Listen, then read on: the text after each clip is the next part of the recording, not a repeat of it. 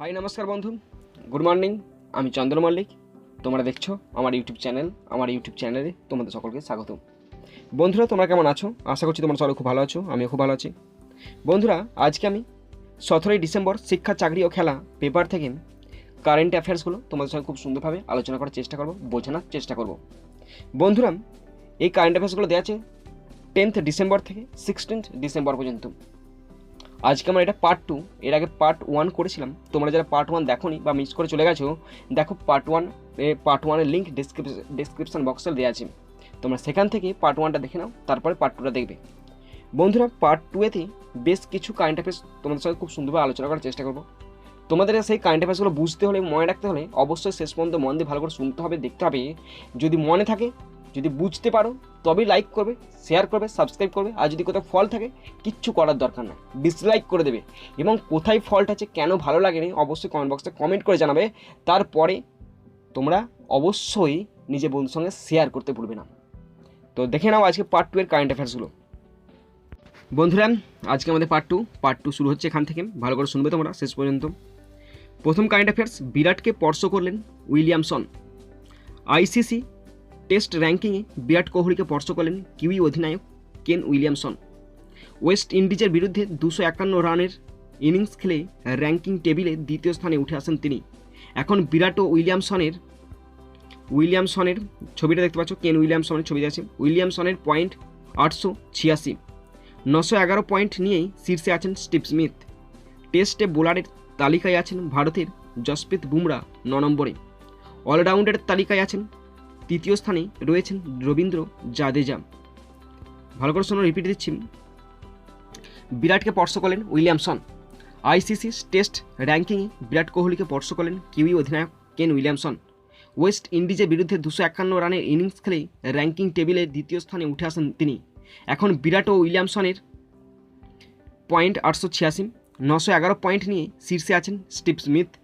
Test বোলারের তালিকায় আছেন ভারতের জসপ্রীত বুমরা 9 নম্বরে। অলরাউন্ডারের তালিকায় তৃতীয় স্থানে রয়েছেন রবীন্দ্র জাদেজা। বন্ধুরা দেখো, পরে কারেন্ট অ্যাফেয়ার্স। প্রথম ভারতীয় অধিনায়ক হিসাবে বিরাটের অনন্য জয়। অস্ট্রেলিয়ার বিরুদ্ধে টি-20 সিরিজ জিতে অধিনায়ক হিসাবে নয়া মাইলস্টোন স্পর্শ করেন বিরাট কোহলি। প্রথম ভারতীয় অধিনায়ক হিসাবে দক্ষিণ আফ্রিকা, ইংল্যান্ড, নিউজিল্যান্ড ও অস্ট্রেলিয়ায় টি-20 সিরিজ জিতেছেন তিনি। কেনবেয়ার প্রথম টি-20 ম্যাচে যজুবেন্দ্র চাহাল ও রবীন্দ্র জাদেজার দুরন্ত পারফরম্যান্সের ওপর ভর করে প্রথম ম্যাচ জেতে। দ্বিতীয় ম্যাচে জয় পাওয়া যায় হার্দিক পান্ডিয়া ও নটরাজনের ওপর নির্ভর করে। উল্লেখ্য, 3 ম্যাচের এই সিরিজ ভারত জেতে 2-1 ব্যবধানে। প্রথম ভারতীয় অধিনায়ক হিসেবে বিরাটের অনন্য জয়। অস্ট্রেলিয়ার বিরুদ্ধে টি-20 সিরিজ জিতে অধিনায়ক হিসেবে নয়া মাইলস্টোন স্পর্শ করেন বিরাট কোহলি। প্রথম ভারতীয় অধিনায়ক হিসাবে দক্ষিণ আফ্রিকা, ইংল্যান্ড, নিউজিল্যান্ড ও অস্ট্রেলিয়ায় টি-20 সিরিজ জিতেছেন তিনি। ক্যানবেরায় প্রথম টি-20 ম্যাচে যজুবেন্দ্র চাহাল ও রবীন্দ্র জাদেজার দুরন্ত পারফরম্যান্সের উপর ভর করে প্রথম ম্যাচ জেতে। দ্বিতীয় ম্যাচে জয় পাওয়া যায় হার্দিক পান্ডিয়া ও নটরাজনের উপর নির্ভর করে। উল্লেখ্য, 3 ম্যাচের এই সিরিজ ভারত জেতে 2-1 ব্যবধানে। পরের কারেন্ট অ্যাফেয়ার্সটা দেখে নাও। 2-1 ফলে সিরিজ জিতল ভারত। 2-1 ফলে সিরিজ জিতল ভারত। টি-20 সিরিজের শেষ ম্যাচে 12 রানে হেরে গেল ভারত। প্রথম ব্যাট করে 5 উইকেট হারিয়ে 186 রান করে অস্ট্রেলিয়া। 80 রান করে ম্যাথ ওয়েড। 54 রান করেন গ্লেন ম্যাক্সওয়েল। 20 রানের মাথায় ম্যাক্সওয়েল চাহালের বলে আউট হলেও সেটি নো বল ঘোষণা করা হয়। ভারতের ইনিংসে রাহুল 0 রানে আউট হন। 85 রান করে একা লড়াই করেন কোহলি। 7 উইকেট হারিয়ে ভারতের ইনিংস 174 রানে শেষ হয়। 2-1 ফলে সিরিজ জিতল ভারত। টি-20 সিরিজের শেষ ম্যাচে 12 রানে হেরে গেল ভারত। প্রথম ব্যাট করে 5 উইকেট হারিয়ে 186 রান করে অস্ট্রেলিয়া। 80 রান করেন ম্যাথ ওয়েড। 54 রান করেন গ্লেন ম্যাক্সওয়েল। 20 রানের মাথায় ম্যাক্সওয়েল চাহালের বলে আউট হলেও সেটি নো বল ঘোষণা করা হয়। ভারতের ইনিংসে রাহুল 0 রানে আউট হন। 85 রান করে একা লড়াই করেন কোহলি। 7 উইকেট হারিয়ে ভারতের ইনিংস 174 রানে শেষ হয়। পরের কারেন্ট অ্যাফেয়ার্স কী আছে দেখুন। বিশ্বকাপ ক্রিকেট খেলবে আমেরিকা। ক্রিকেটের বিশ্বকাপ খেলতে অভিনব পন্থা নিচ্ছে আমেরিকা। বিভিন্ন দেশের নামকরা খেলোয়াড়দের নাগরিকত্ব দিয়ে দ্রুত উন্নতির রাস্তায় হাঁটবে তারা। ইতিমধ্যে নিউজিল্যান্ডের অলরাউন্ডার কোরি অ্যান্ডারসনকে নিয়েছে আমেরিকা। এছাড়া পাকিস্তানের টেস্ট ওপেনার স্যামি আসলা, দক্ষিণ আফ্রিকার রাস্টি থেরন, ড্যান পিউথ, উইলিয়াম লুভিক দলে যোগ দিয়েছেন। ইংল্যান্ডের হয়ে 13টি টেস্ট খেলা লিয়াম প্লাঙ্কেট যোগ দিতে পারেন। তো ভালো করে দেখো, শোনো, বিশ্বকাপ ক্রিকেট খেলবে আমেরিকা। ক্রিকেটের বিশ্বকাপ খেলতে অভিনব পন্থা নিচ্ছে আমেরিকা। বিভিন্ন দেশের নামকরা খেলোয়াড়দের নাগরিকত্ব দিয়ে দ্রুত উন্নতির রাস্তায় হাঁটবে তারা। ইতিমধ্যে নিউজিল্যান্ডের অলরাউন্ডার কোরি অ্যান্ডারসনকে নিয়েছে আমেরিকা। এছাড়া পাকিস্তানের টেস্ট ওপেনার স্যামি আসলা, দক্ষিণ আফ্রিকার রাস্টি থেরন, ড্যান পিউট, উইলিয়াম লুভিক দলে যোগ দিয়েছেন। ইংল্যান্ডের হয়ে 13টি টেস্ট খেলা লিয়াম প্লাঙ্কেট যোগ দিতে পারেন। বন্ধুরা দেখো, পরে কারেন্ট অ্যাফেয়ার্স আছে পুরস্কার ও সম্মান থেকে। বলা আছে বিশ্বের ক্ষমতাশালী মহিলার তালিকায় সীতারামন। সম্প্রতি বিশ্বের 100 জন ক্ষমতাশালী মহিলার তালিকা প্রকাশ করেছে ফোর্বস। সেই তালিকায় জায়গা পেয়েছে 3 জন ভারতীয় মহিলা। তারা হলেন ভারতের অর্থমন্ত্রী নির্মলা সীতারামন, HCL কর্পোরেশনের সিইও রোশনি নাচার মালহোত্রা এবং 3 নম্বরে আছে বায়োকনের মালকিন কিরণ মজুমদার সাউ। তালিকায় প্রথম স্থানে রয়েছে জার্মানির চ্যান্সেলর অ্যাঞ্জেলা মার্কেল। তৃতীয় স্থানে রয়েছেন সদ্য নির্বাচিত মার্কিন ভাইস প্রেসিডেন্ট কমলা হ্যারিস।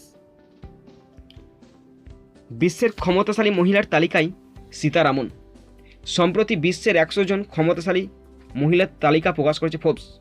সেই তালিকায় জায়গা পেয়েছে 3 জন ভারতীয় মহিলা। তারা হলেন অর্থমন্ত্রী নির্মলা সীতারামন, HCL কর্পোরেশনের সিইও রোশনি নাচার মালহোত্রা, বায়োকনের মালকিন কিরণ মজুমদার সাউ।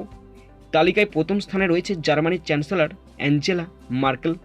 তৃতীয় স্থানে রয়েছেন সদ্য নির্বাচিত মার্কিন ভাইস প্রেসিডেন্ট কমলা হ্যারিস। পরের কারেন্ট অ্যাফেয়ার্সটা শুনে নাও ভালো করে। ম্যালওয়্যার হানায় বিশ্বে তৃতীয় ভারত। জাপান ও আমেরিকার পর ম্যালওয়্যারের হানায় বিশ্বে তৃতীয় দেশ ভারত। 2020 সালে সাইবার নেট সংক্রান্ত এই রিপোর্ট প্রকাশ করেছে অ্যারোনিস।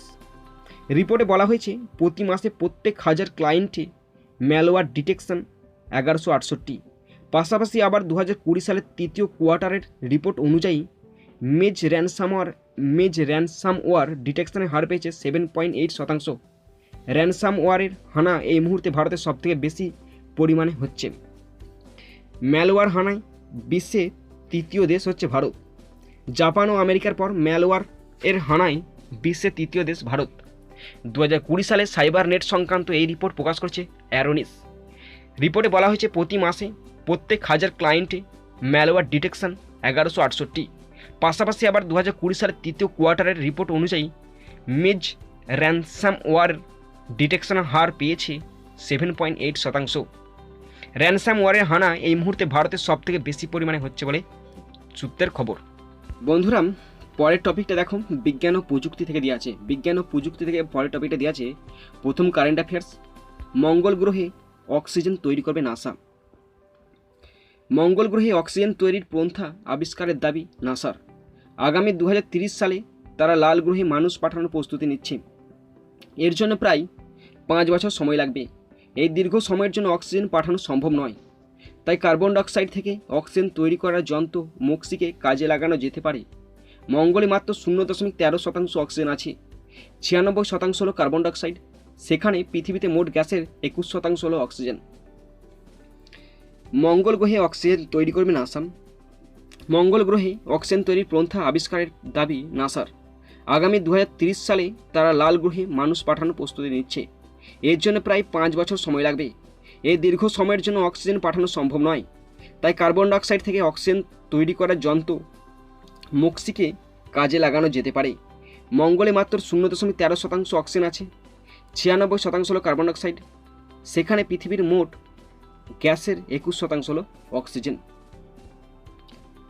পরের কারেন্ট অ্যাফেয়ার্স, চাঁদের কণা কিনবে নাসা। চাঁদের কণা কিনতে চলেছে নাসা। এই নিয়ে 4টি সংস্থার সঙ্গে চুক্তি হয়েছে তাদের। আগামী কয়েক বছর ধরে চন্দ্রপৃষ্ঠ থেকে বিভিন্ন উপাদান, পাথর, ধূলিকণা সংগ্রহ করবে এই 4 সংস্থা। তারপর সেটা তুলে দেবে নাসার হাতে। এই গোটা প্রক্রিয়ার জন্য কোম্পানিগুলির সঙ্গে 1 থেকে 15,000 মার্কিন ডলার পর্যন্ত চুক্তি হয়েছে নাসার। এই কর্মসূচিতে 2024 সালের মধ্যে একজন পুরুষ একজন মহিলা মহাকাশচারী পাঠাবে নাসা। চাঁদের কণা কিনতে চলেছে নাসা। এই নিয়ে 4টি সংস্থার সঙ্গে চুক্তি হয়েছে তাদের। আগামী কয়েক বছর ধরে চন্দ্রপৃষ্ঠ থেকে বিভিন্ন উপাদান, পাথর, ধূলিকণা সংগ্রহ করবে এই 4 সংস্থা। তারপর সেটা তুলে দেবে নাসার হাতে। এই গোটা প্রক্রিয়ার জন্য কোম্পানিগুলির সঙ্গে 1 থেকে 15,000 মার্কিন ডলার পর্যন্ত চুক্তি হয়েছে নাসার।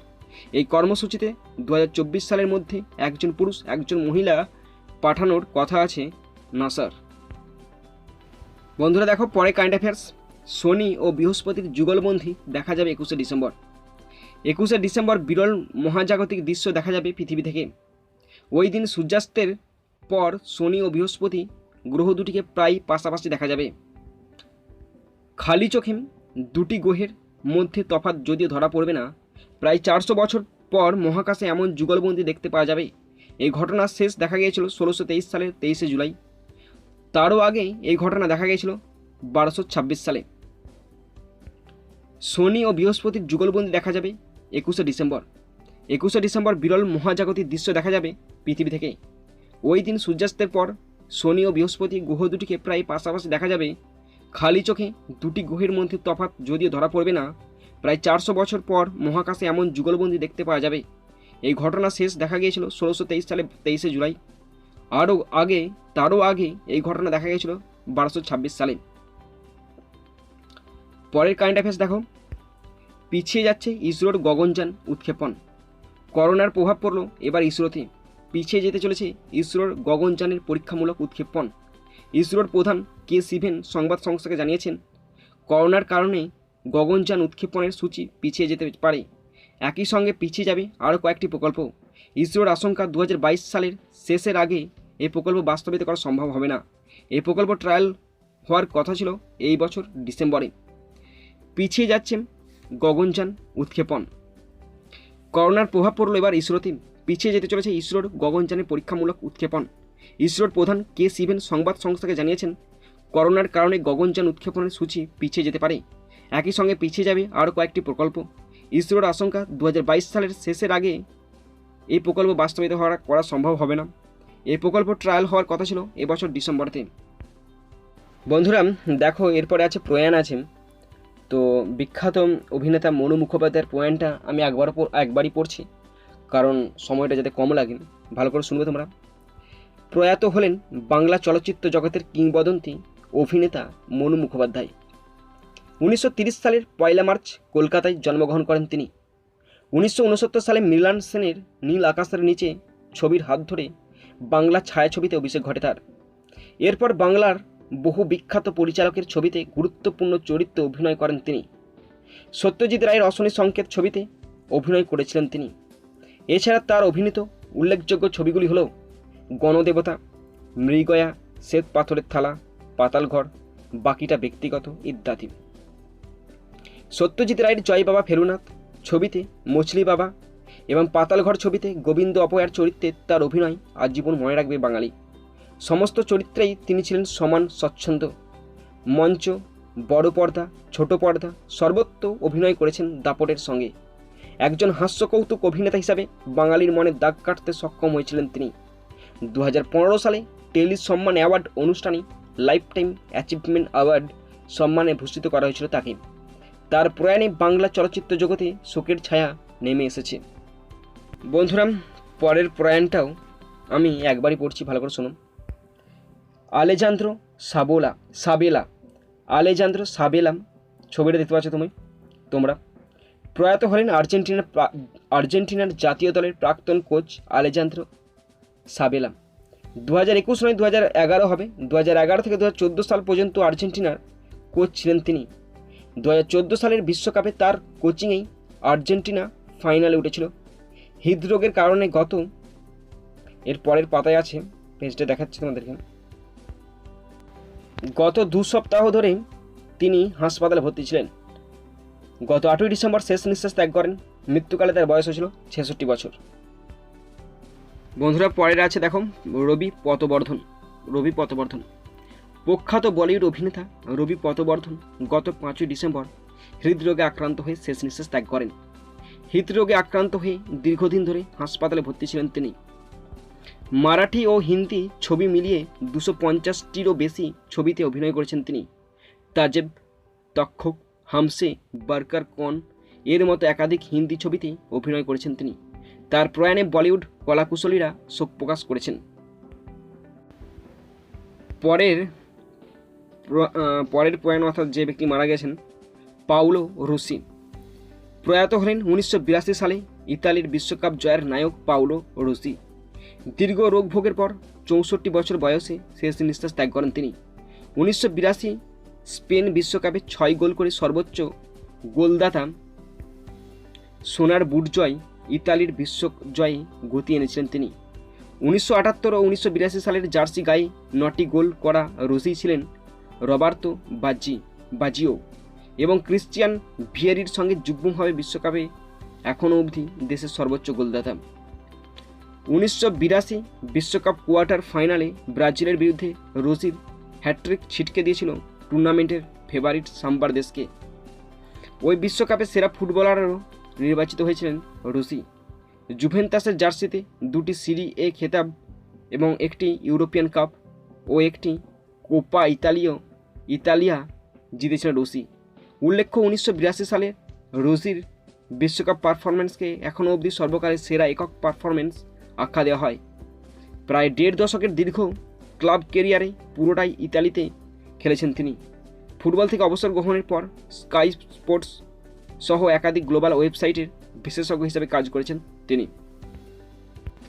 বন্ধুরা, নেক্সট দেখো কি আছে। আমতাদ দেব ভারতীয় শিল্পকলার এক অনন্য ব্যক্তি আমতাদ দেব প্রয়াত হলেন গত 10ই ডিসেম্বর। 73 বছর বয়সে মুম্বাইতে নিজের বাসভবনে পদশ্রীপ্রাপ্ত এই নৃত্যকার শেষ নিঃশ্বাস ত্যাগ করেন। গত মাসেই তার ক্যান্সার ধরা পড়েছিল। তিনি মূলত কত্থক নৃত্যে পারদর্শী ছিলেন। পশ্চিমী নৃত্যের সঙ্গে ভারতীয় নৃত্যের সংমিশ্রণে তার কাজ হয়ে উঠেছেন আন্তর্জাতিক। বিশ্বের 70টি দেশে তিনি নিজের নৃত্যকলা পরিবেশন করেছিলেন। 2007 সালে তিনি পদ্মশ্রী পুরস্কার পান। বন্ধুরা, পরের টপিক অর্থনীতি, ব্যাংকিং ও ব্যবসা বাণিজ্য। 2021 থেকে কমতে পারে বেতন। বেসরকারি কর্মীদের হাতে পাওয়া বেতন বা টেক হোম স্যালারিতে নতুন নিয়ম আনছে কেন্দ্র। চলতি বছর সংসদে নতুন বেতন পরিকাঠামো আইন বা কোড অন ওয়েজেস পাস করেছে মোদী সরকার। মোট বেতনে 50% বেশি হবে না কোনো ভাতা। ফলে বেসিক পে বেশি দেখাতে হবে সংস্থাকে, তাই অতিরিক্ত টাকা পিএফে জমা হবে। কমে যাবে হাতে পাওয়া টাকার পরিমাণ। এই নিয়ম 2021 সালের 1 এপ্রিল থেকে চালু হবে। বন্ধুরা, আজকে আমাদের শেষ কারেন্ট অ্যাফেয়ার্স। 46,000 গণ্ডি পেরিয়ে গেল শেয়ার মার্কেট। বিএসই সেন্সেক্স প্রায় 1% বৃদ্ধি পেয়ে 46,000 গণ্ডি পেরিয়ে গেল। নিফটি 50 প্রায় 13,510 পয়েন্ট রয়েছে। মূলত রিলায়েন্স, এইচডিএফসি ব্যাংক সহ সমস্ত ফিনান্স সংস্থার উত্থানে শেয়ার মার্কেটে এই দৌড় দেখা যাচ্ছে। গত সপ্তাহেতে রেকর্ড সূচক 45,000 ছুঁয়েছিল। তো বন্ধুরা, এখানে ভিডিও শেষ করছি। সুন্দর থাকবে, সুস্থ থাকবে, take care, thank you, Jai Hind, Vande Mataram.